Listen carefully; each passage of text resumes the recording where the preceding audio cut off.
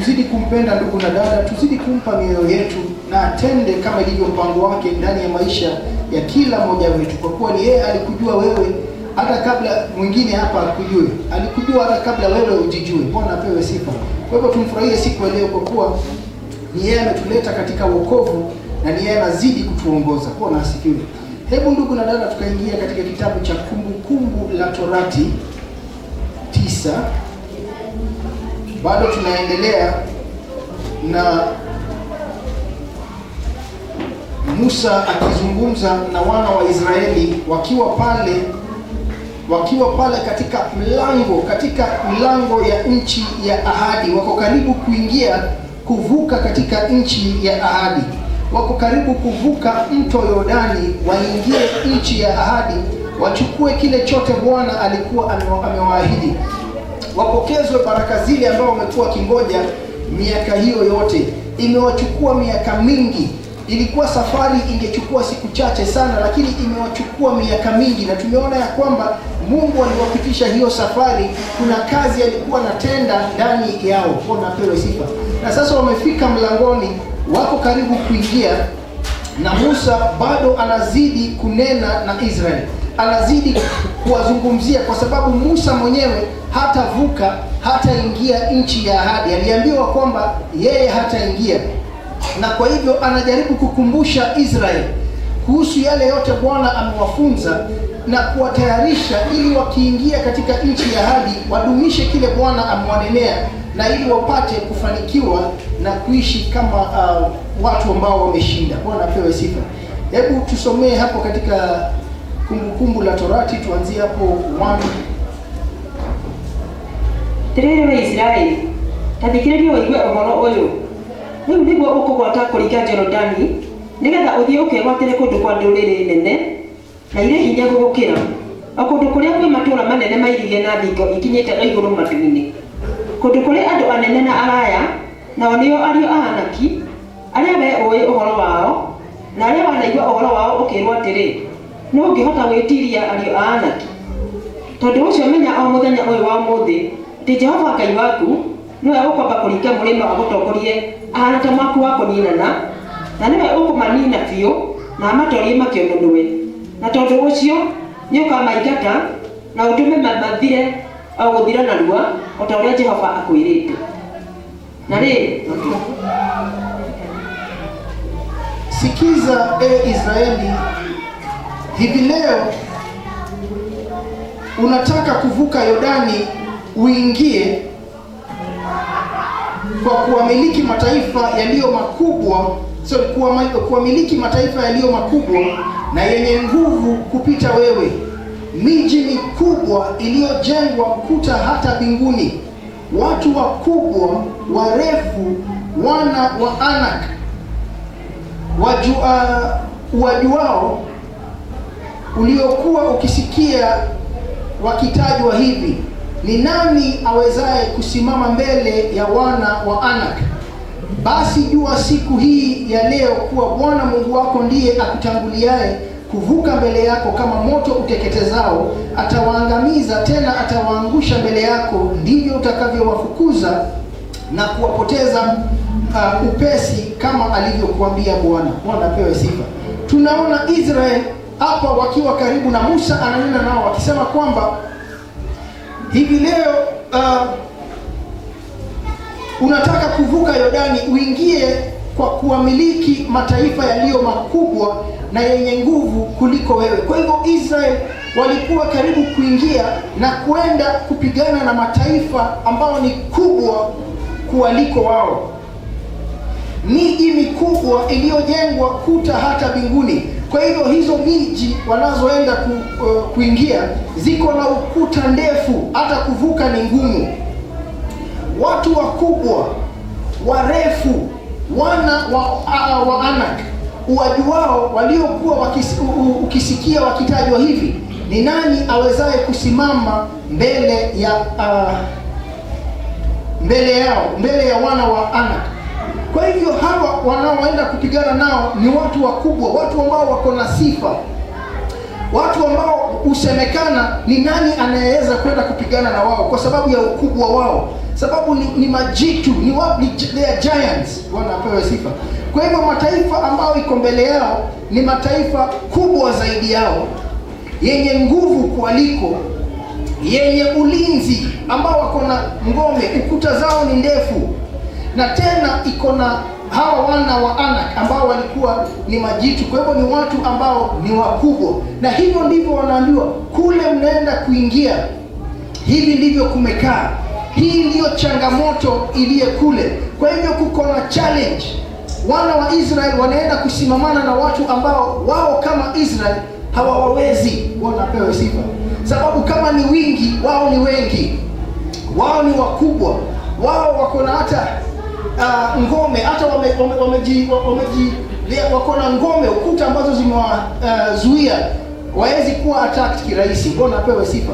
Kwa hivyo kule Israeli inaenda kupigana, wanakumbushwa hapa, hawa ni watu wakubwa, mnaenda kupigana nao. Bwana asifiwe. Kwa hivyo sababu ya ukubwa wao, the only way ni kumtumainia Mungu. Bwana asifiwe. Wewe kama Israeli, wewe ni mdogo, wale unaenda kupigana nao, number one, ni wengi, wako na ngome, ni wakubwa, hata wako na sifa. Kwa hivyo ni watu wamekuwa vita miaka na miaka. Bwana apewe sifa. Sababu hata kuna usemekana ni nani anawaweza wao. Bwana apewe sifa. Kwa hivyo ni watu wamesha prove mara mingi ya kwamba wanajiweza kivita, na hao ndio Israel wanaenda kusimamana nao. Kwa hivyo kushinda kwa Israel hakutategemea uwezo wa Israel, hakutategemea ati jeshi ama nguvu ya jeshi ya Israel. Bwana apewe sifa. Kwa hivyo hawezi sema ya kwamba Israel, hawezi sema tumefanya mazoezi ya vita kuliko wale. Israel hawezi kusema sisi ni wengi kualiko, hawezi kusema sisi ni wakubwa kualiko. Bwana apewe sifa. Israel kwa hivyo wanaenda vita wakielewa wao ni wadogo, wanaoenda kupigana nao ni wengi, wanaoenda kupigana nao hata ni wakubwa kualiko. Bwana apewe sifa. Kwa hivyo vita ambayo iko mbele ya Israel sio vita rahisi, na ndio Musa anawaambia. Kwa hivyo ni kama wanatayarishwa, kile kiko mbele yenu kina nguvu kualiko. Bwana asifiwe. Ile challenge iko mbele yenu iko na nguvu kualiko. Bwana apewe sifa. Wanatayarishwa, na sio kuambiwa naambiwa Israel, hizi miaka yote tumekuwa tukifundisha. Unajua hata mtu anapoenda, hata kama ni vita, hizi michezo za vita, hata kama ni boxing, unaweza ona mtu ako confident sababu anajua I have trained, nimefanya mazoezi ya kutosha. Bwana asifiwe. Lakini na hata yule amekutrain atakwambia usijali, umefanya mazoezi, yule tutamweza. Bwana apewe sifa. Lakini Musa haambii Israeli hivyo, instead anawaambia adui ana nguvu kualiko. Bwana asifiwe. Ni wengi kualiko, hao ni wakubwa kualiko. Bwana asifiwe. Kwa hivyo wale mnaenda kupigana nao ni watu ambao sio rahisi. Bwana asifiwe. Vile tu unaona hata Yesu akitayarisha watu wake, mtu anapochagua njia ya Kristo, utayarisho na ambao utainukiwa. Bwana asifiwe. Watu watakugeuka, haitakuwa rahisi. Bwana asifiwe. Na wengi hata familia zao huwa zimewageuka sababu ya kuchagua Yesu Kristo. Ni kama umechagua hii njia, but there is a challenge. Bwana asifiwe. Kuna challenge iko mbele. Ndio umesema umeokoka, lakini kuna challenge iko mbele. Wale walikuwa rafiki zako watakataa kuwa rafiki zako. Wale walikuwa ni relatives watakuondokea. Bwana asifiwe. Kuna hata wengine watakaa mbali waone ukiteseka na wasikusaidie. Bwana apewe sifa. Sababu umeokoka. Hata nakumbuka juzi tukinena kuhusu wana Victory tu, ambao waliposema sisi uombewa na wale wamama wawili, Bwana asifiwe, walitengwa na kanisa yao na walikuwa tu wanapelekwa kushirikiwa. Bwana asifiwe. Na huyo anatolewa na mwingine tena, na nasikia wengine walikuwa wamesimama nje wakisifu, na wanajua hii hapa ni wao wanatolewa. Bwana asifiwe. But they were already ready for the challenge. Bwana asifiwe. Nimechagua. Bwana apewe sifa. So wana wa Israel wanaambiwa na Musa kuna vita iko mbele. Wale mnaenda kupigana nao ni wakubwa. Bwana asifiwe. Ati basi jua siku hii ya leo ya kuwa Bwana Mungu wako ndiye akutanguliaye kuvuka mbele yako kama moto uteketezao. Atawaangamiza tena atawaangusha mbele yako, ndivyo utakavyowafukuza na kuwapoteza upesi, kama alivyokuambia Bwana. Bwana asifiwe. Kwa hivyo hata hivyo Musa anawaambia wasiogope, kwa sababu Mungu ndiye atakaye watangulia. Bwana asifiwe. Na Mungu ni kama moto ulao, ndiye ataenda mbele yao. Yes, kuna challenge, ndio ni wakubwa, ndio ni wengi, lakini Mungu ndiye ataenda mbele yako. Bwana asifiwe. God will go before you. Usiogope. Bwana asifiwe. Ndio adui yuko hivi, sababu tunaona adui aambiwi hawezi, anaweza ndio, lakini Mungu ndiye ataenda mbele yako. Bwana asifiwe. Musa anawaambia, jua siku hii ya leo ya kuwa Bwana Mungu wako ndiye akutanguliaye kuvuka mbele yako kama moto uteketezao. Kwa hivyo Mungu ataenda mbele ni kama moto unaoteketeza. Atawaangamiza, tena atawaangusha mbele yako. Kwa hivyo hao unawaona ni wakubwa, hao wako na ngome, hao ambao ni wengi, hao ambao wanasifiwa vitani, Mungu atawaangusha mbele yako. Bwana asifiwe. Ndivyo utakavyowafukuza na kuwapoteza upesi. Kwa hivyo ni kama kusema Mungu anawapigania na nyinyi mnaingia kupigana, but God ndiye amepigana na nyinyi, ameangusha adui kwanza. Nyinyi nanyi mtaingia kuwafukuza tu. Bwana apewe sifa. Kwa hivyo kazi yao itakuwa ni rahisi, sababu Mungu already ameshaenda mbele yao na kuangusha hawa adui. Ndivyo utakavyowafukuza na kuwapoteza upesi, kama alivyokuambia Bwana. Bwana apewe sifa. Kwa hivyo Mungu ataenda mbele na atawapigania. Hebu endelea, fikisha 6. Alele, wimenyerera ati hindi na Jehova agakorwo amathinikanĩtie mehere mbere yaku, ndukaneyarĩrie wĩre na ngoro atĩrĩ, ũthingu wakwa nĩguo watũmire Jehova andehe bũrũri ũyũ ndĩwĩgwatĩre ũtuĩke wakwa, nĩ ũkorwo nĩ waganu wa ndũrĩrĩ icio ũtũmĩte Jehova acingate ciehere mbere yaku. Ti-itherũ ti ũthingu waku kana ũndũ wa werekereru wa ngoro yaku ũgũtũma ũthiĩ kũu ũkegwatĩre bũrũri wacio, no rĩrĩ tondũ wa waganu wa ndũrĩrĩ icio nĩkĩo Jehova agũcingata ciehere mbere yaku. Ona ningĩ nĩgetha Jehova atũme kiugo gĩake gĩikare kĩrũmĩte, o kĩu erire mathoguo Ibrahimu na Isaka na Jakubu na mwĩhĩtwa. Tondũ ũcio menya wega atĩ Jehova Ngai waku ndakũhete bũrũri ũcio mwega ũwĩgwatĩre ũtuĩke waku nĩ ũndũ wa ũthingu waku. 6. Nĩ ũndũ inyuĩ mũrĩ andũ aremi mũno. Amen. Ati tena wanazidi kuambiwa, usiseme moyoni mwako, Bwana Mungu wako atakapokwisha kuwasukuma nje mbele yako, ukasema, ni kwa haki yangu alivyonitia Bwana niimiliki nchi hii, kwani ni kwa ajili ya uovu wa mataifa haya Bwana awafukuza nje mbele yako. Hebu tusomee 4 kwa Kiingereza.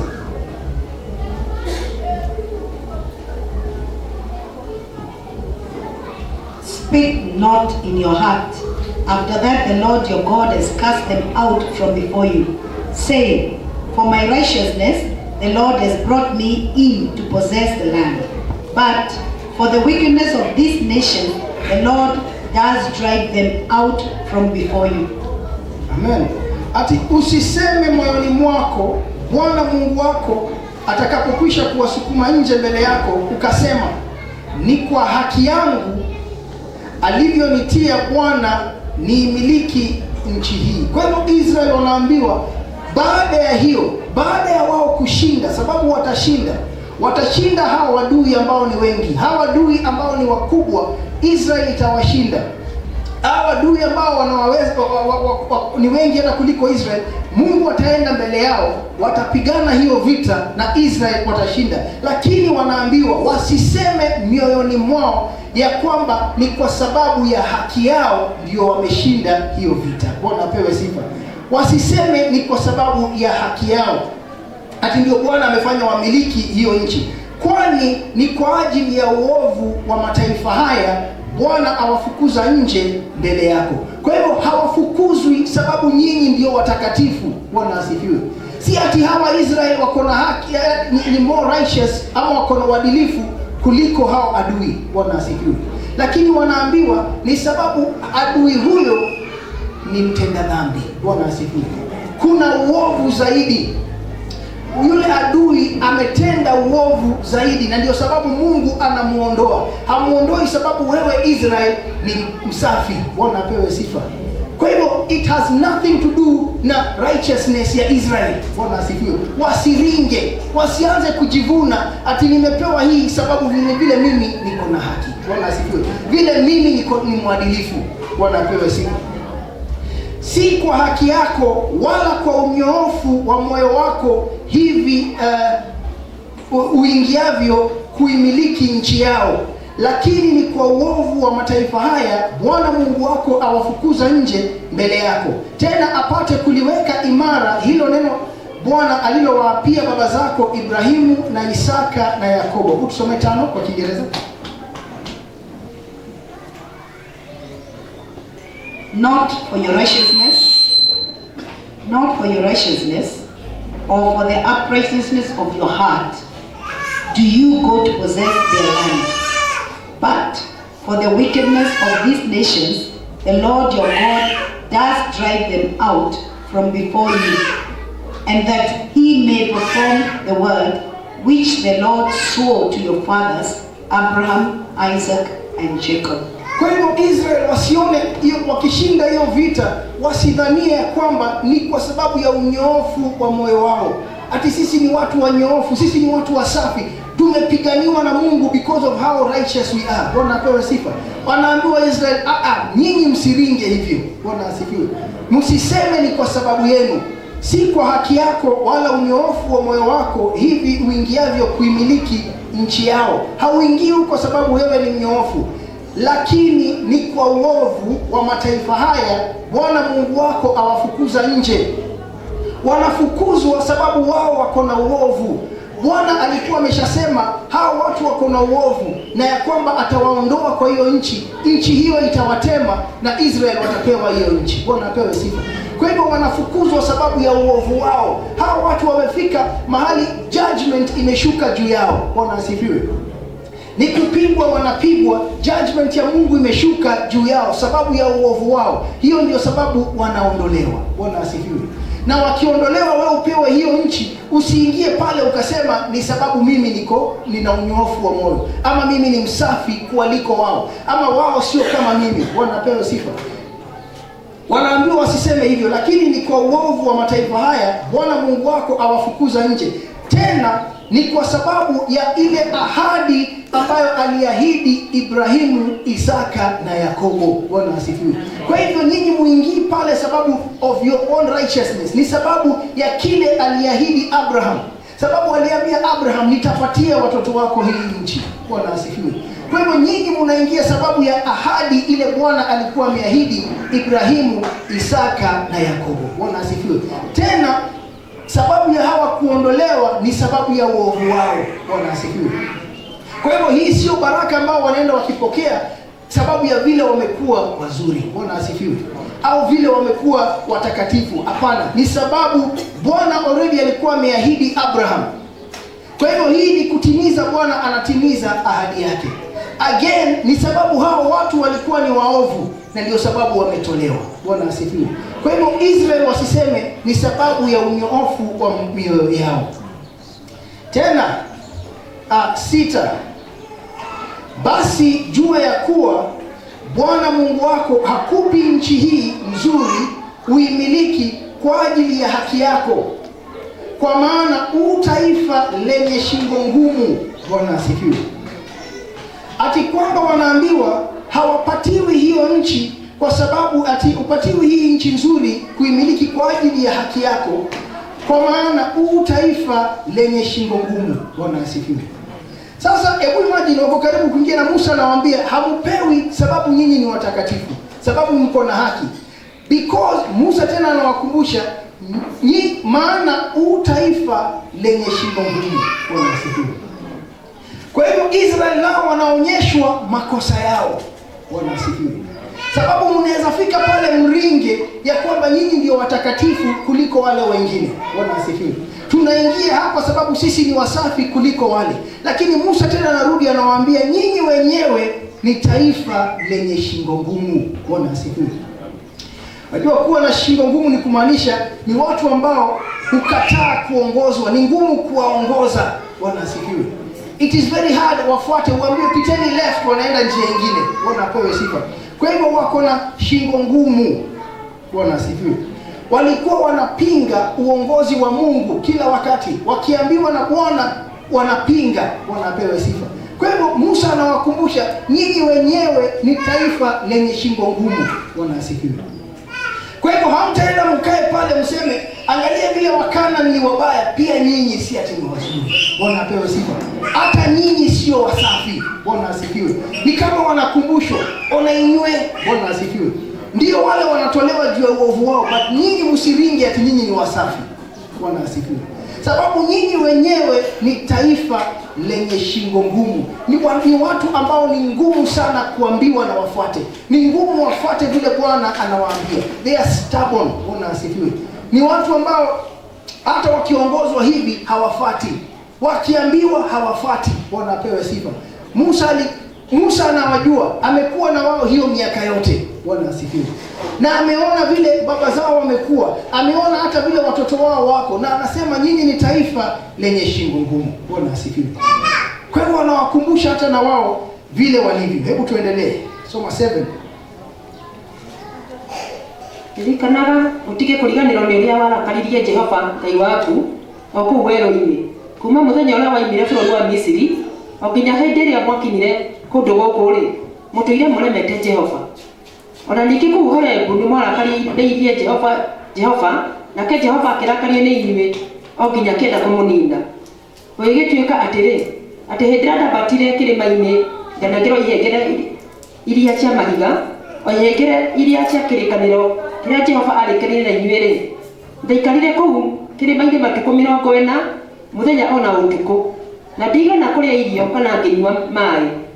Nake Jehova akĩnengera ihengere icio cierĩ cia mahiga ciandĩkĩtwo na kĩara kĩa Ngai, narĩo igũrũ rĩacio ciandĩkĩtwo ũhoro wothe o ta ũrĩa Jehova arĩirie na inyuĩ kĩrĩma-inĩ arĩ mwaki-inĩ thĩinĩ mũthenya ũrĩa mwagomanĩte.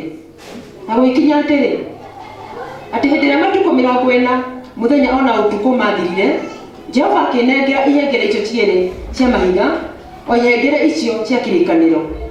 Nake Jehova akĩnjĩra atĩrĩ, ũkĩra gũikũrũke narua ume gũkũ, nĩ ũndũ andũ aku arĩa warutire Misiri nĩmethũkĩtie,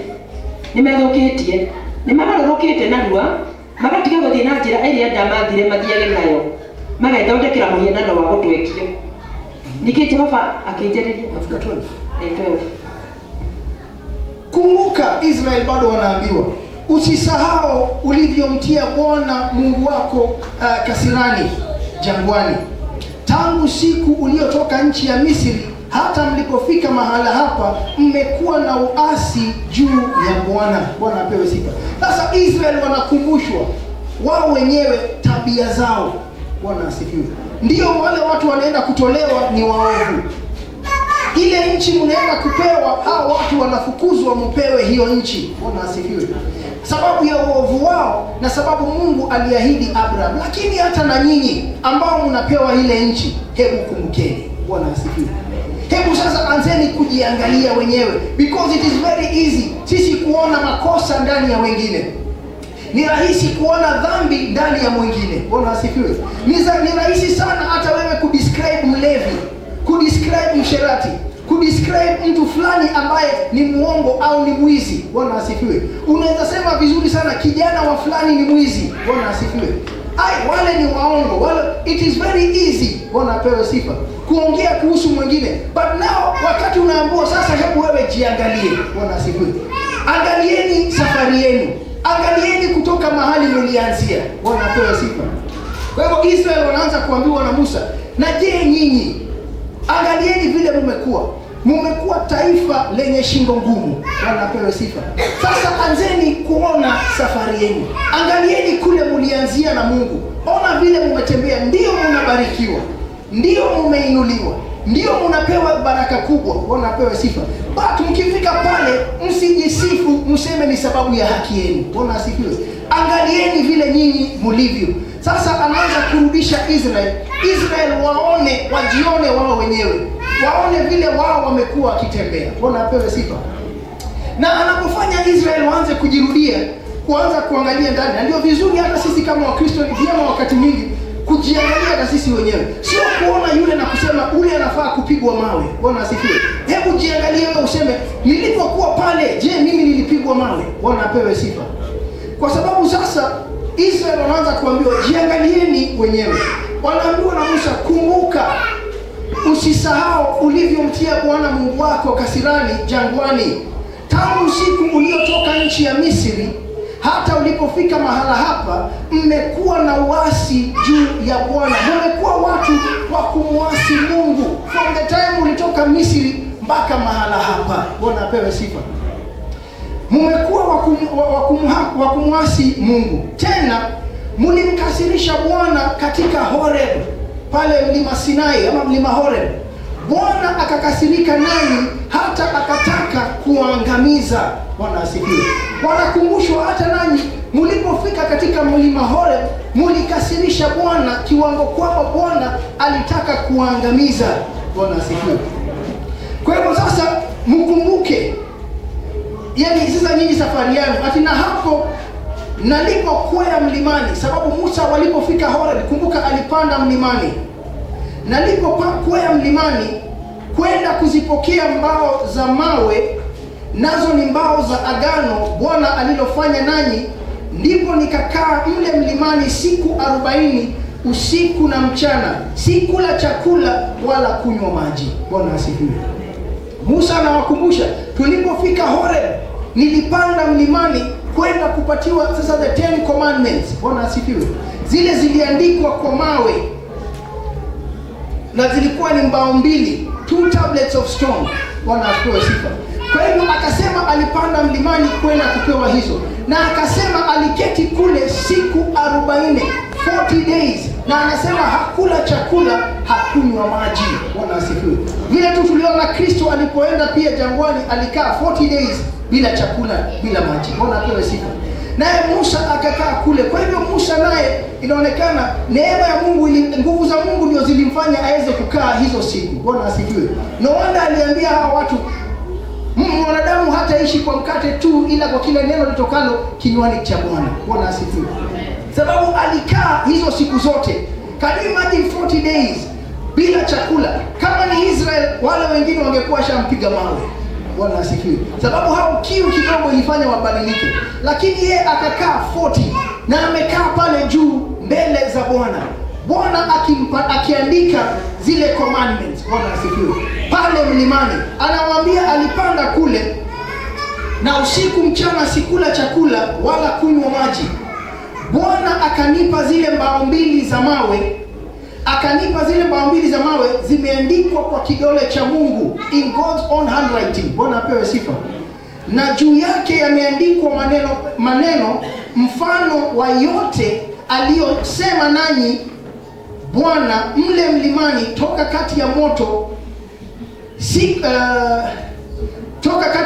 siku ya mkutano. Bwana asifiwe. Kumbuka ile wakati Israeli waliletwa mbele ya mlima ikawa ya kutetemeka, kukawa na moto pale kwa mlima, na sauti ambayo ilikuwa ya trumpet. Bwana asifiwe. Kumbukeni, kutoka kwa moto walisikia sauti ikianza kuwazungumzia, wakiambiwa kuhusu hizi commandments. Bwana apewe sifa. Wakaambiwa, wakanenewa kuhusu hizi commandments. Bwana apewe sifa. Wanakumbushwa hizi commandments ni zile mulisikia, zile Bwana alinena nanyi pale katika mkutano mkuu. Bwana apewe sifa. In that meeting, zile aliwaambia ndio nilipopanda mlimani, those same commandments ndio Bwana sasa aliandika kwa hiyo mawe. Bwana asifiwe. Anakumbusha Israeli. Kwa hivyo zikaandikwa maneno mfano wa yote aliyoyasema nanyi mle mlimani toka kati ya moto siku ya mkutano.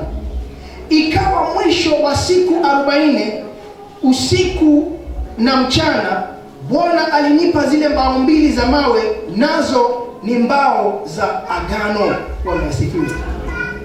Kwa hivyo akapatiwa hizo mawe 2, zimeandikwa, na amekaa kule hajakula usiku na mchana for 40 days. Bwana asifiwe. And 40 nights. Na ndio Musa anakumbusha Israeli, Haya, ikawa mwisho wa siku 40, siku ya mchana, usiku na mchana, Bwana alinipa zile mbao mbili za mawe, nazo ni mbao za agano. Bwana akaniambia, ondoka huko, shuka upesi, kwa kuwa watu wako uliowatoa Misri wamejiharibu, wamekugeuka mara katika njia wamekengeuka mara katika njia niliyowaamuru, wamejifanyia sanamu ya kusubu. Hebu tusomee 12 kwa Kiingereza.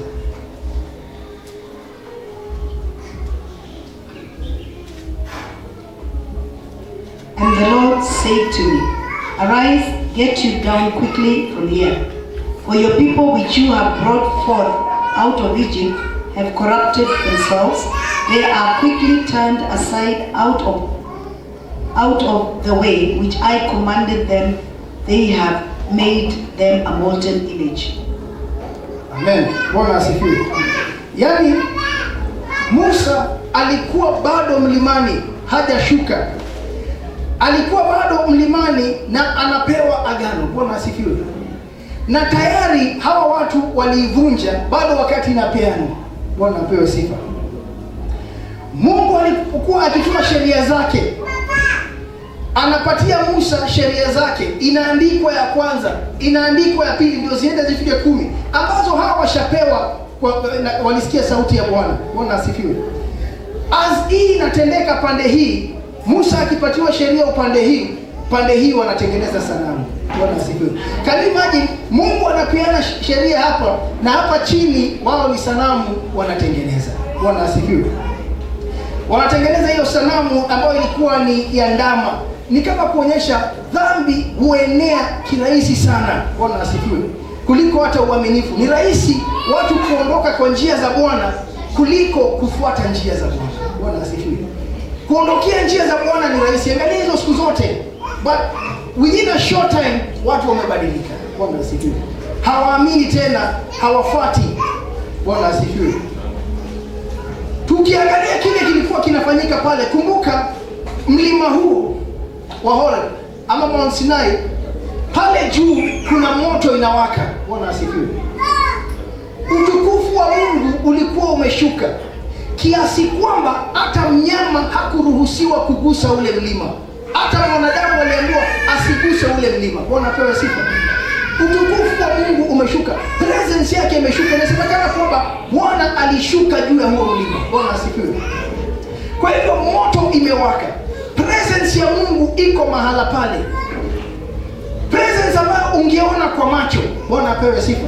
Sababu kuna moto inawaka kwa huo mlima. Kwa hivyo kuna jambo inatisha unapoangalia mlima ule. Bwana yuko pale kati, ananena na Musa, anaandika ile 10 commandments. Bwana asifiwe. Kwa hivyo kuna jambo ya ajabu inatendeka. Na hapa mbele ya mlima wana wa Israeli wamesimama. Bwana asifiwe. Hii ikifanyika pale, moto inawaka, hawa wako hapo wanatengeza sanamu in the presence of God. Bwana asifiwe. Ni kama Bwana ameshuka hapa, wewe uko step 3 hapo na unatengeza sanamu, hatujui kama Mungu yuko na wewe. Bwana asifiwe. Wanatengeza sanamu in the presence, hapo mahali Mungu ameshuka. Bwana asifiwe. Hapo ambapo walisikia sauti ya Bwana ikitoka.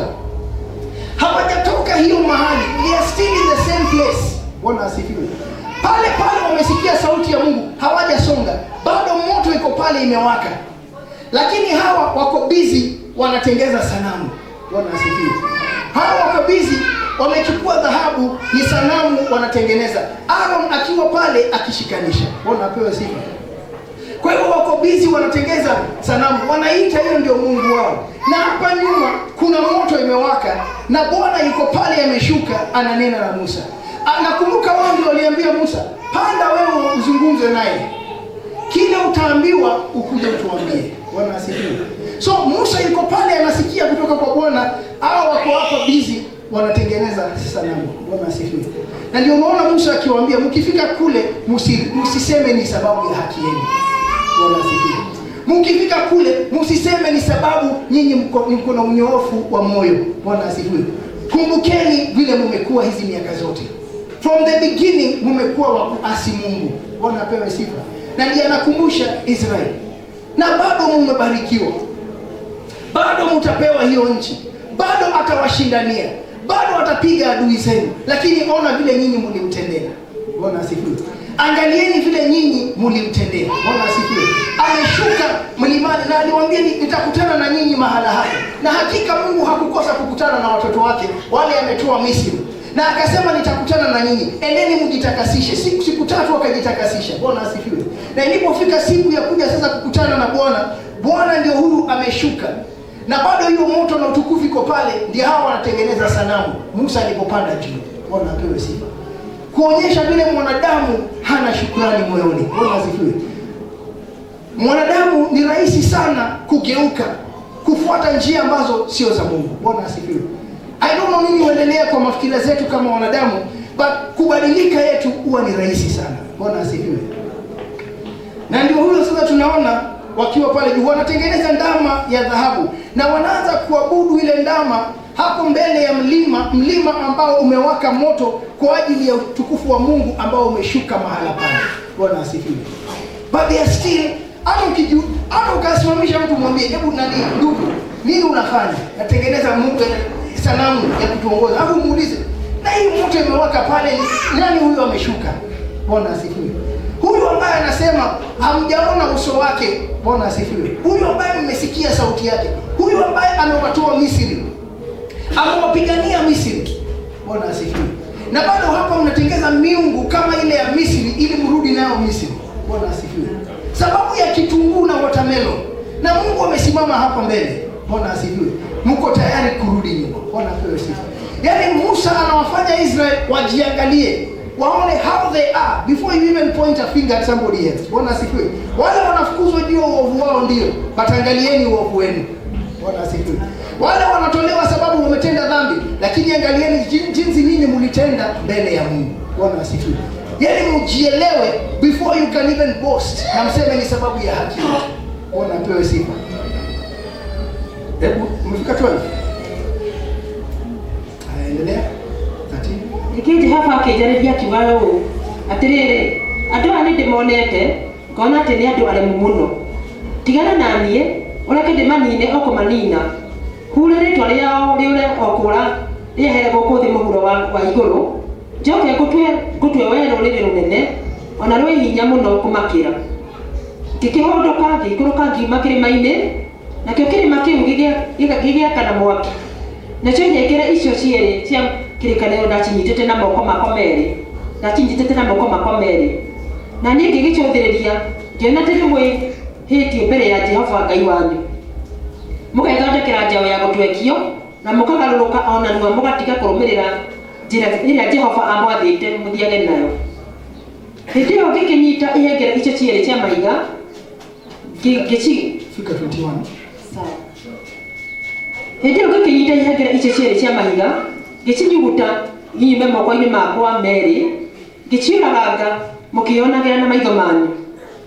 Ngĩcoka ngĩgũithia thĩ mbere ya Jehova matukũ 40 mũthenya ona ũtukũ o ta ũrĩa ndekire rĩa mbere, na ndigana kũrĩa irio kana ngĩnyua maĩ nĩ ũndũ wa mehia manyu mothe marĩa mwehĩtie mũgĩka maũndũ marĩa monago marĩ moru nĩ Jehova mũkĩmũthirĩkia nĩguo arakare.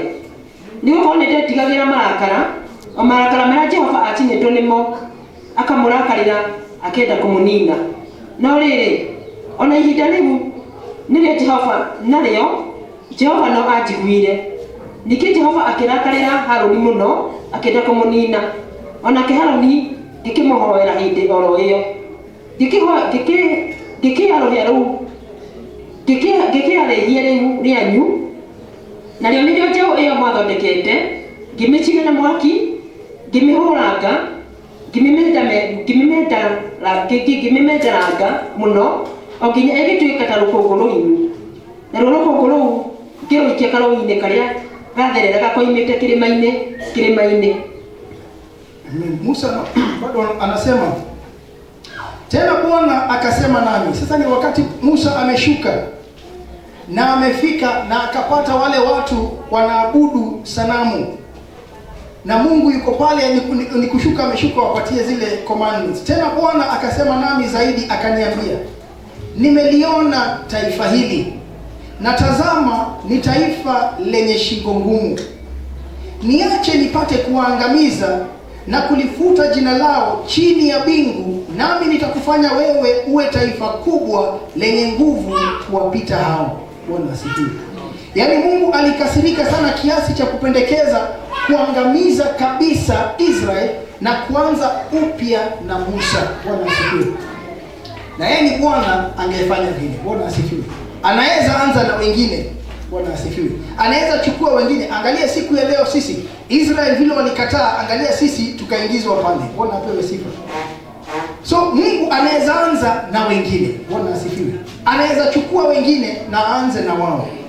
Na sasa akasema ni taifa lenye shingo ngumu. Ati niache nipate kuwaangamiza na kulifuta jina lao chini ya mbingu, nami nitakufanya wewe uwe taifa kubwa lenye nguvu kuwapita wao. Kwa hivyo Musa anaambiwa, wewe nitakufanya wewe uwe taifa kubwa kuliko wao. Wewe utakuwa taifa kubwa, niangamize wale wengine na wewe uanze. Bwana asifiwe.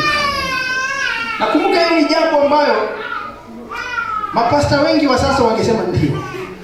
Bwana asifiwe.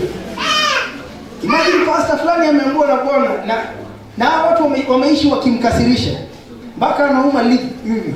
Alafu kisha Bwana anamwambia wacha niwamalize nianze na wewe, akisema ninaodhe. Bwana asifiwe. Angefurahia kwanza aanze na mahali pengine yeye akiinuliwa. Bwana asifiwe. Lakini sio Musa. Bwana apewe sifa.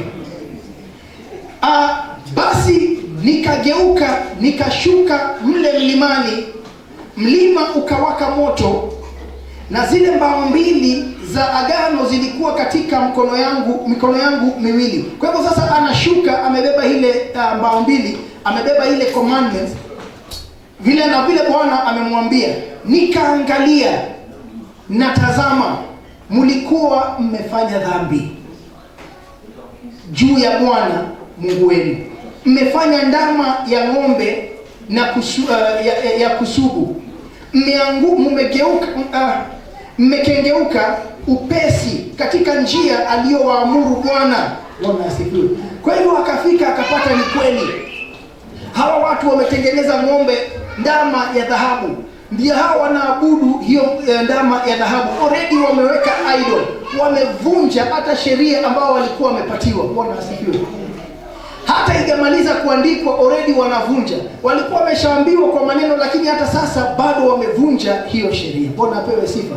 Akaangalia akaona wamegeuka upesi. Within a very short time wamegeuka kutoka kwa njia za Mungu.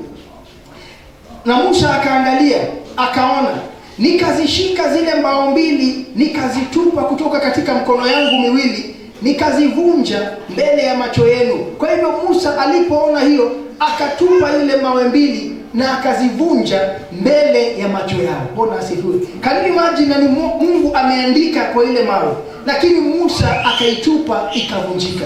Bwana asifiwe. Akavunja hiyo kazi yote, hiyo yote ambayo Mungu amempatia, jambo ambayo sio ya kawaida. Hakuna mwanadamu ameshawahi ona Mungu ameandika. Bwana asifiwe.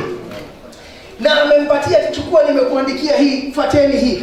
Bwana apewe sifa. Na hiyo Musa akatupa na akavunja mbele yao. Nikaanguka chini mbele za Bwana.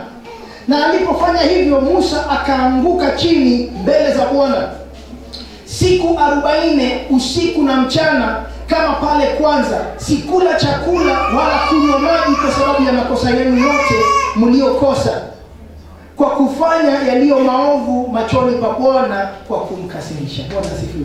Can you imagine ametoka fast ya 40 days. Bwana asifiwe. Na alipoona vile Israeli imekaa, amebeba hii commandment. Hii ni taifa imebarikiwa. Hii yote Mungu ameshuka sababu ya hawa watu. Mungu ameokoa hawa watu. Mungu ako na ahadi juu ya hawa watu. Bwana asifiwe. Mungu anawapenda hawa watu.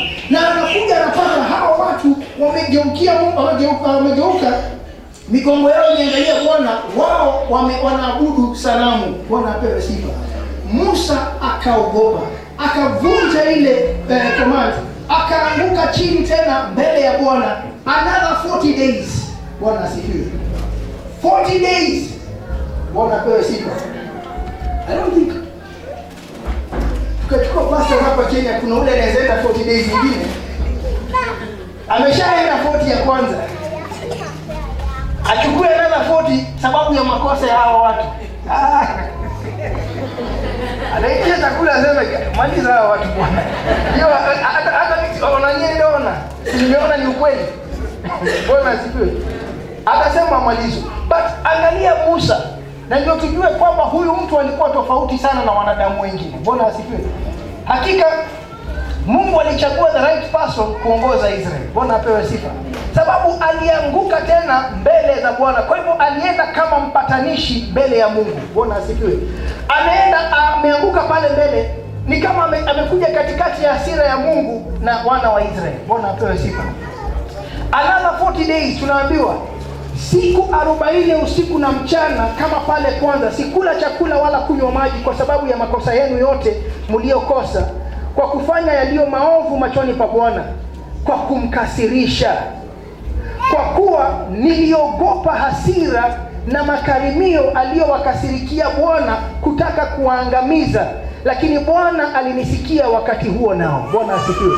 Kwa hivyo sababu ya Musa hata kuanguka mbele ya Bwana ni sababu alijua hasira ya Bwana juu ya Israeli. Bwana asifiwe. Alijua Mungu amekasirikia Israeli. Alijua Mungu anataka kuangamiza Israeli. Mungu anataka kuwamaliza. So he feared. Alikuwa na uoga. Bwana asifiwe. Alikuwa ameogopa kabisa sababu alijua nyinyi mmekwisha. Bwana asifiwe. Kwa hivyo akijitupa pale mbele ilikuwa ni kuokoa Israeli. Bwana asifiwe.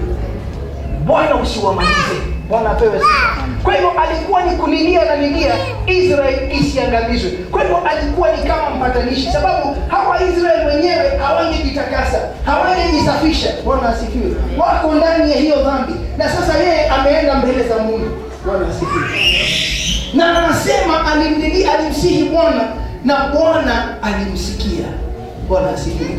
Kwa hivyo he was an intercessor. Sasa ni kama ana intercede, anaomba Mungu aokoe hawa watu. Bwana asifiwe. Usiwamalize. Ameenda mbele za Mungu kulia hawa watu wasiamalizwe. Na anasema aliogopa sababu ya hasira ya Mungu. Sababu kumbuka Bwana ndiye alinena na Musa akamwambia, nitawamaliza nikubakishe wewe. Bwana asifiwe. So Moses alielewa ya kwamba hawa Israeli ilikuwa imebaki kidogo wamalizwe. Bwana asifiwe. Sababu already Bwana ashasema ataanza na Musa na amalize. Bwana apewe sifa. Kwa hivyo alijua kuna hasira Mungu ako nayo juu yao. Na imagine wakati huo ameshuka. Bwana asifiwe. Wewe atafikiria uombe Mungu na akwambie nitakuja kwako nikutembelee. Na akuje akutembelee. Na ashakuja kutembelea, watoto wako wako pale nje kwa kombo wanatengeneza sanamu. Bwana asifiwe. Na wameshamuona na wamemsikia. Bwana apewe sifa. Lakini bado anamlilia. Na Bwana tunaambiwa alinisikiza wakati huo nao. Bwana akamkasirikia sana Aaron. Akataka kumwangamiza, nikamwombea Aaron naye wakati huo. Bwana asifiwe. Kwa hivyo Aaron naye pia akaombewa. Kwa hivyo Musa aliombea Israeli kisha akaombea Aaron. Bwana asifiwe. Hata Aaron aokolewe. Hata Aaron asiangamizwe. Bwana asifiwe. Sababu Mungu pia alikasirika na Aaron na alitaka kummaliza. Kisha nikaitoa ile dhambi yenu, huyo ndama mliyemfanya, nikamteketeza kwa moto, nikamponda, nikamsaga tikitiki hata akawa laini kama vumbi. Nikalitupa vumbi lake katika kijito kilichoshuka kutoka mlimani. Kwa hiyo akachukua hiyo sanamu yenyewe ikapiga kabisa. Akamteketeza kwa moto, alafu akamsiaga, akaponda, akaipiga mpaka ikawa vumbi. Bwana asifiwe. Na hiyo vumbi akatupa kwa kijito ambacho kilikuwa kinashuka kutoka kwa mlima. Bwana asifiwe. Na pale tulikuwa tunasoma mbeleni ya kwamba hata alifanya wana wa Israeli kunywa hiyo maji. Bwana asifiwe. Kwa hivyo akaangamiza kabisa. Alifanya kazi ambayo Aaron angekumbuka. Aaron ndio mwenye kujenga. Hakuna mtu mwingine alisimamisha hiyo jambo. Lakini yeye akaja na akamaliza. Bwana asifiwe. Because aliona hii abomination. ameshuka, yuko hapa, na angalieni nyinyi mnaabudu sanamu. Mungu yuko katikati yetu, badala ya nyinyi kushukuru, nyinyi mnainua sanamu. Bwana asifiwe. Sheria ambayo anashukisha ni kwamba aabudiwe yeye tu. Ona nyinyi mnaabudu sanamu. Amesema tusichonge chochote kile. Bwana asifiwe. Wasichonge mfano wowote wa mnyama au chochote hapa duniani ama chini ya dunia, na hao wamechonga ndama. Bwana asifiwe. Ndio hiyo wametengeza ya dhahabu na wanataka wanaiabudu. Bwana asifiwe. Kwa hivyo Musa akaombea Israeli na akaombea hebu endelea. Ananikimu githire kia Jehova kuu Tabera, ana Masa, ana Kibirothu Hatava, mugituma arakare. Ningĩ hĩndĩ ĩrĩa Jehova amũrekirie mume Kadeshi Barinea, amwĩrĩte ũũ atĩrĩrĩ, ambatai mũthiĩ mũkegwatĩre bũrũri ũrĩa ndĩmũheaga ũtuĩke wanyu. Hĩndĩ ĩyo mũgĩgĩũkĩrĩra Jehova Ngai wanyu, na mũkĩrega kũrũmĩrĩra watho wake, na mũtigana kũmwĩtĩkia kana mũigue uge wake. Kuma o mũthenya ũrĩa ndambĩrĩirie kũmũmenya-rĩ, mũtũire o mũkagĩrĩra Jehova mũkamũrema. Bwana asifiwe. Ati tena huko Tabera na Masa na Kibroth Hatava mlimtia Bwana hasira. Wanakumbushwa kuhusu Tabera, Masa, Kibroth Hatava, mlimtia Bwana hasira wakati alipowatuma na wakati alipowatuma Bwana kutoka Kadesh Barnea, akiwaambia, kweni mkaimiliki nchi niliyowapa, ndipo mkaasi juu ya maagizo ya Bwana Mungu wenu. Hamkumsadiki wala hamkusikiza sauti yake. Tizama watu wenye shingo ngumu. Aliwaambia, endeni mchukue ile nchi, nao wakakataa. Bwana asifiwe. Tabera, kumbuka, waliasi Mungu kwa njia ya kulalamika. Masa walijaribu Mungu kwa sababu ya maji. Bwana asifiwe. Kibroth Hatava nao walitamani nyama. Bwana apewe sifa. Na hapa Kadesh Barnea ndio walikataa kuingia, walipotumwa waende waingie katika nchi ya ahadi, walikataa kuingia, wakalia. Bwana asifiwe. Wakasema adui ni wengi kuliko, na wakawa na hofu na wakafanya Israeli nzima ikalia. Bwana asifiwe. Kwa hivyo hiyo areas wanakumbushwa na Bwana, every place ambao walianguka, Musa anawakumbusha. Kumbukeni Tabera, huko nao walilalamika. Kumbukeni Masa, huko walilia sababu hawana maji. Kibroth Hatava, huko nao ni nyama ilifanya walie, wanataka nyama. Bwana asifiwe. Kadesh Barnea ni pale walifika karibu na kuvuka sasa na kuingia Kana, wakaambiwa ingieni mchukue, wakakataa. Na from Kadesh Barnea ndio walirudishwa 40 years, I think 38 years into the wilderness. Bwana apewe sifa. Kwa hivyo anawakumbusha, angalieni huku kote mlianguka. Bwana asifiwe. Na tena akasema, na wakati alipowatuma Bwana kutoka Kadesh Barnea, aliwaambia, kweni mkaimiliki nchi niliyowapa, ndipo mkaasi juu ya maagizo ya Bwana Mungu wenu. Hamkumsadiki wala hamkusikiza sauti yake. Alafu Musa anasema hapo 24, mmekuwa na uasi juu ya Bwana tokea siku nilipowajua ninyi. Bwana asifiwe. You have been rebellious ever since I knew you. Bwana asifiwe. Ni kama Musa anawaambia kutoka ni wajue. Sababu Musa alikuwa kwa nyumba ya Farao. Bwana asifiwe. Alitoka hapo akaenda 40 years zingine ndiye akarudi, sasa alitumwa kuja kuchukua Israeli. Bwana asifiwe. Anasema kutoka ni wajue. Bwana asifiwe. Mmekuwa rebellious. Hebu soma hapo kwa Kiingereza, soma hapo 24.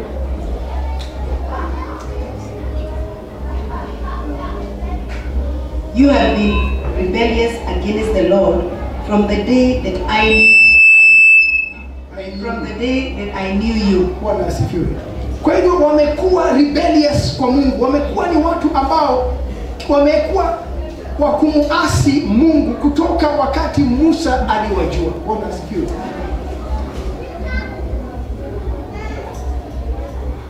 Mmekuwa na uasi juu ya Bwana tokea siku nilipowajua ninyi. Bwana asifiwe. Ndio Musa anaambia Israeli. Kwa hivyo Israeli wasiringe. Watakapoenda na kuchukua ile nchi, wasijipige vifua, wasiseme ni sababu ya utakatifu wao. Bwana asifiwe. Hebu angalieni vile mmemfanyia Bwana na bado anawabariki. na wale wanafukuzwa sababu ya uovu. Bwana asifiwe. Hebu kusoma sasa from 25 malizia. Tondu ucio ngigoithia thi mbere ya Jehova matuko 40 macio ndegoithĩtie thi muthenya ona utuku ni ukorwo Jehova ni igite ati ni kumunina. Na niĩ ngĩkĩhoya Jehova ngĩmwĩra atĩrĩ, we Mwathani Jehova, tiga kũnina andũ aya aku, andũ aya aku kĩũmbe arĩa ũkũrĩte na hinya waku mũnene mũno, na ũkamaruta Misiri na ũndũ wa gwĩka maũndũ na guoko gwaku kwĩ hinya mũno. Ririkana ndungata ciaku Ibrahimu na Isaka na Jakubu, tiga kũrora ũrĩa ngoro cia andũ aya ciũmĩte, kana ũrore waganu wao, ona kana mehia mao, nĩgetha bũrũri ũrĩa watũrutire tũkoige atĩrĩ, tondũ Jehova nĩ aremirwo nĩ kũmakinyia bũrũri ũrĩa amereire. Na ningĩ tondũ nĩ amathũrĩte rĩ, nĩkĩo amarutire gũkũ akamoragĩre werũ-inĩ. No rĩrĩ, andũ aya nĩo andũ aku kĩũmbe, na nĩo warutire Misiri na hinya waku mũnene mũno, ona ũndũ wa gwĩka maũndũ na guoko gũtambũrũkĩtio.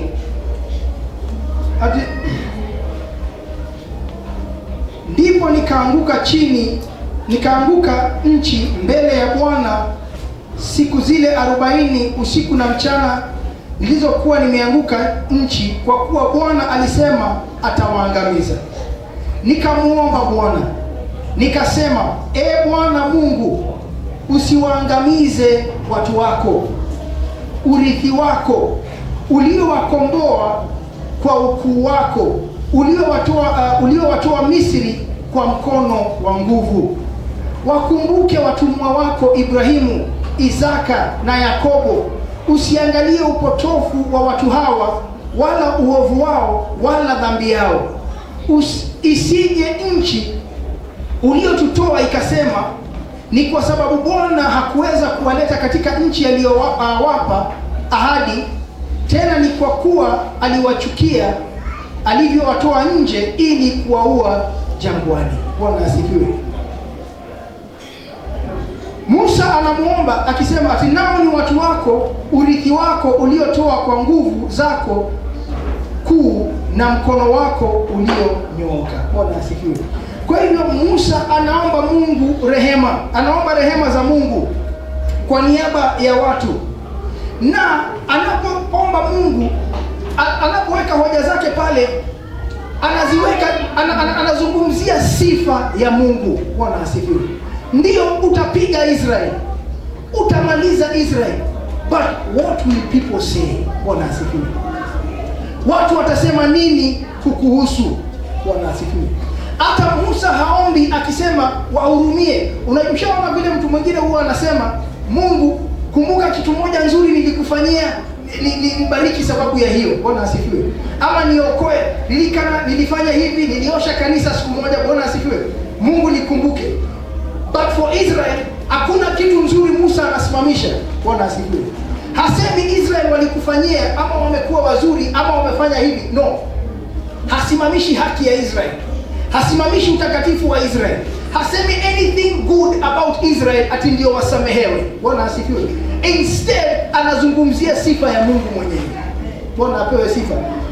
Not even for their sake. Hawa ni watenda dhambi, but Baba ulisema.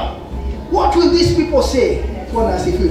Watasema uliwachukua na hukuweza kuwapatia kile ulisema. Bwana asifiwe. So anaifanya iwe about God, hata sio about Israel. Bwana apewe sifa. Sababu Israeli yenyewe, there is nothing good Musa atapeleka aseme, angalia wamefanya, angalia wamekaa. Sababu Musa mwenyewe vile anawashuhudia anasema, kutoka ni wajue mmekuwa rebellious, kutoka ni wajue mmekuwa waasi. Bwana asifiwe. So all this time Musa amekuwa nao, ndani yake amekuwa akiona waasi. Bwana asifiwe. Watu ambao hawafuati Mungu, hata wapatiwe maagizo hawatafuata. Bwana apewe sifa. Na ndio unaona anapoenda mbele za Mungu anazungumzia Mungu mwenyewe, sio kustahili kwa Israeli. Bwana asifiwe. Anajali agano ya Mungu, sifa za Mungu. Bwana asifiwe. Na pia ukombozi wa Mungu, sababu Bwana alipotoa Israeli Misri alikuwa anawakomboa. Bwana asifiwe. So it needs to be completed. Vile ulianza, maliza ile kazi ulianza. Bwana apewe sifa. Anajali sifa za Mungu. Mataifa huko watakuwa wakisema, angalia aliwachukua akashindwa. Bwana apewe sifa. Kwa hivyo Musa ni kama anatetea sifa ya Mungu. Bwana asifiwe. Kwa mbele ya mataifa. Kwa hivyo ahadi ya Mungu haiwezi ikashindwa, because you promised, you have to fulfill. Bwana asifiwe. Isiwe kwamba ulipromise na ukashindwa kufulfill. Bwana apewe sifa. Mataifa ambayo itaanza kusema tena haukufanya, hakumaliza ile kazi alianza, aliangamiza Israeli. Bwana asifiwe. Na kwa hivyo ameshindwa kuwakomboa kama vile alisema atawakomboa. Bwana apewe sifa. So Moses anaomba na hekima mbele za Mungu. Hasemi angalia uzuri wa Israeli, sababu hakuna uzuri. Bwana asifiwe. Fikiria vile Kristo alituombea sisi kama wanadamu. Bwana asifiwe. Hakuna uzuri, alisimamisha akasema angalia mwanadamu ni mtakatifu. Bwana asifiwe. Lakini yeye ndiye alipigwa kwa ajili yetu.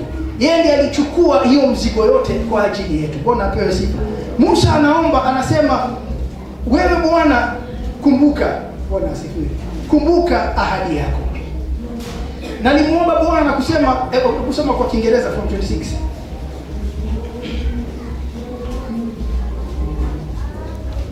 I prayed therefore to the Lord and said, O Lord God, destroy not your people and your inheritance, which you have redeemed through your greatness, which you have brought forth out of Egypt with a mighty hand.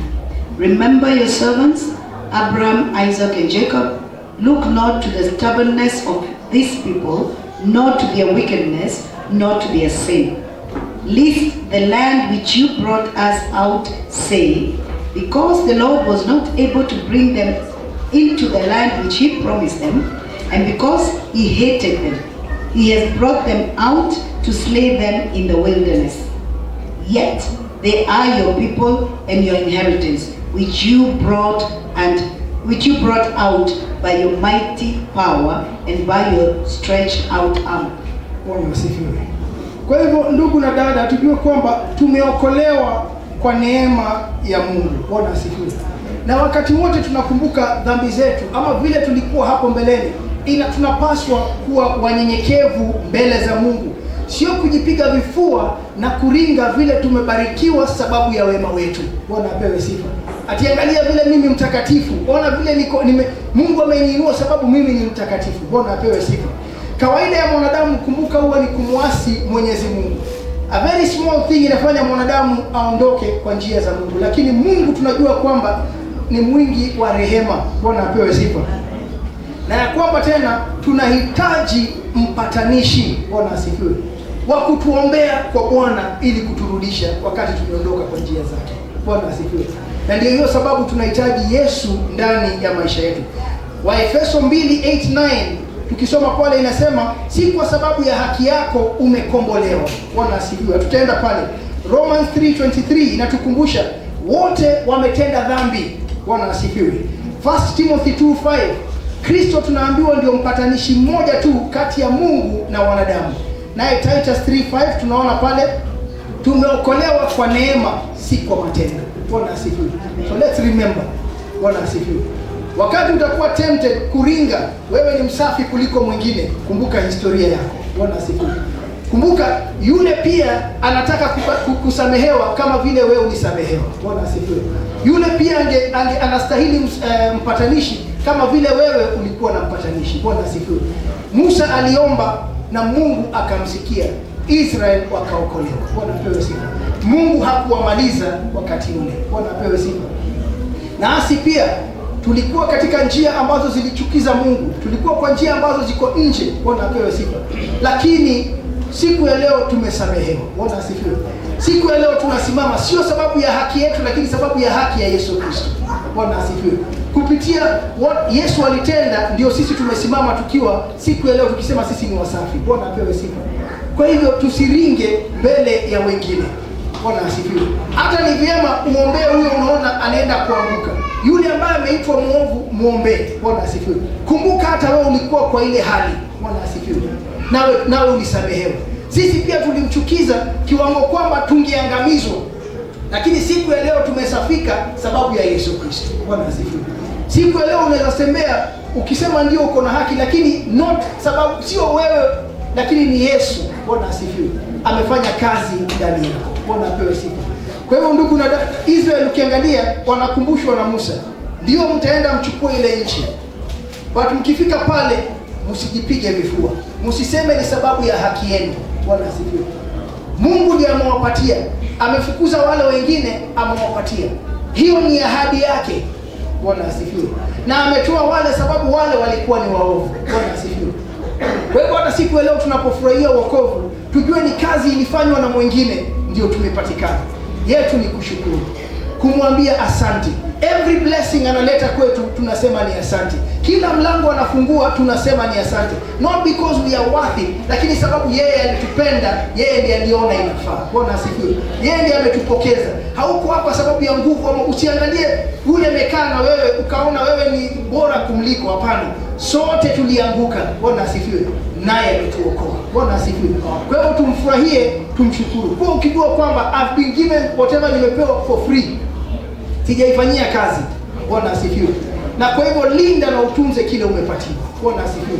Na Mungu azidi kuinuliwa na kusifiwa ndani ya maisha yetu. Tutafika hapo kwa sasa na Bwana.